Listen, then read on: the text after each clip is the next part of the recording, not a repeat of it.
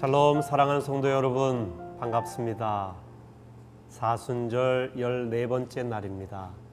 오늘도 우리 교회 파구스에서 여러분과 함께 말씀 여행을 떠나고자 합니다.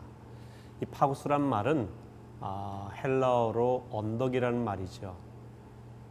사도행전에도 보면 사도 바울이 아레오바고에서 말씀을 전했다고 하는 기록이 있는데, 아레오바고 할 때 그 바고라는 말이 헬라어로 파구스라는 말입니다. 언덕에서, 아레오 언덕에서 하나님의 말씀을 전하는 것입니다. 파구스는 여러분이 함께 만나고 대화하는 언덕이었습니다. 그런데 요즘은 잘 모이지 못하죠. 아마 하나님께서 곧 우리로 하여금 모여서 함께 차 나누며 하나님의 사랑을 나누게 하실 것입니다. 오늘 말씀 여행 같이 떠나겠습니다. 오늘 본문은 마태복음 23장 29절에서 39절입니다.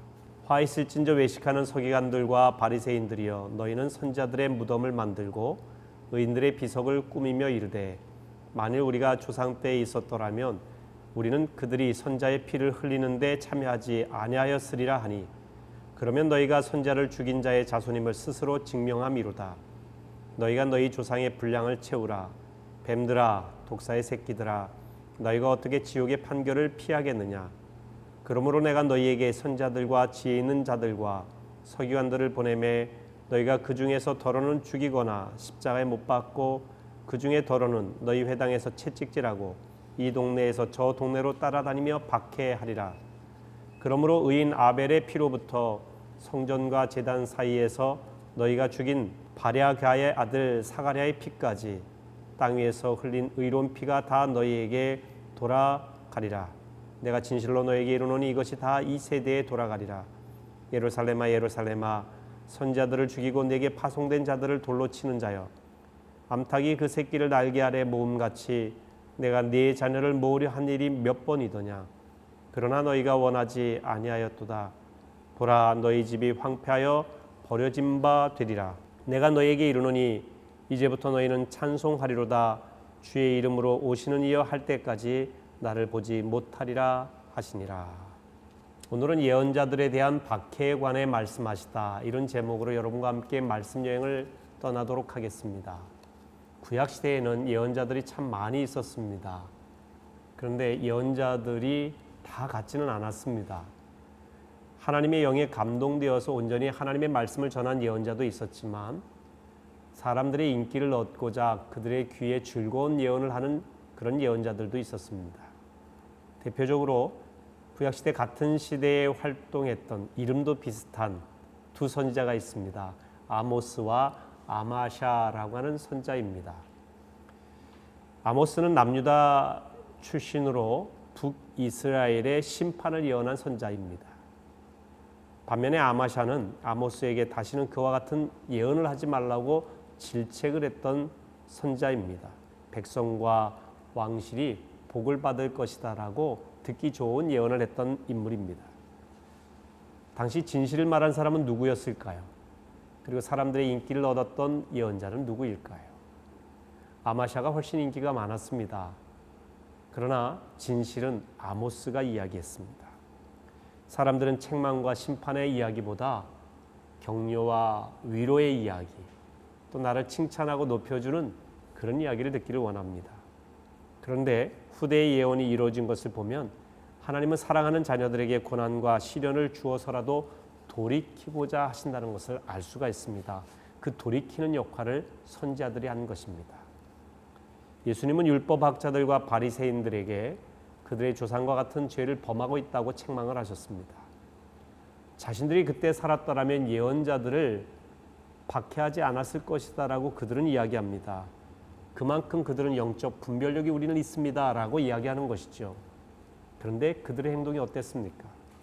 예수의 길을 예비하는 세례 요한을 인정하지 않았습니다. 임박한 진노와 회개를 선포하는 세례 요한을 군중을 선동한 자라고 하면서 모함을 했습니다.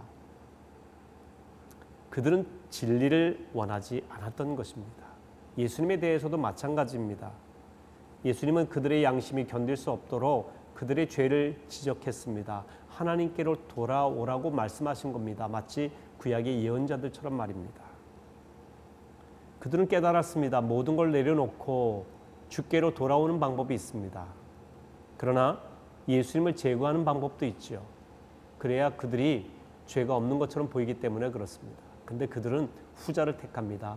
예수를 제거합니다. 이것은 예수님 시대로 끝나지 않습니다. 그 이후에 교회 시대 때도 똑같습니다. 주님을 전하는, 복음을 전하는 그들을 박해했죠. 예수님은 그들이 그동안 쌓인 모든 죄에 대한 대가를 받을 것이라고 말씀하십니다. 33절입니다. 뱀들아, 독사의 새끼들아, 너희가 어떻게 지옥의 판결을 피하겠느냐. 아주 강력하게 말씀하십니다. 성경에서 뱀은 사탄을 상징합니다. 독사의 새끼는 그들이 사탄의 하수인 노릇을 하고 있다라고 하는 의미로 말씀하신 것이죠. 그렇게 살다가는 지옥의 심판을 받게 될 것이라는 이야기입니다. 굉장히 무서운 경고입니다. 우리 역시 바리새인과 같은 생각을 하고 있을지 모릅니다. 구약의 예언자들이나 세례 요한 같은 하나님의 사람을 믿지 않는 걸 어리석다고 여기면서 정작 자신에게 선포되는 회개의 메시지는 싫어합니다. 소위 번영신학이 유행했던 적이 있습니다. 요즘도 이 번영신학에 심취해 있는 분들이 있는데요.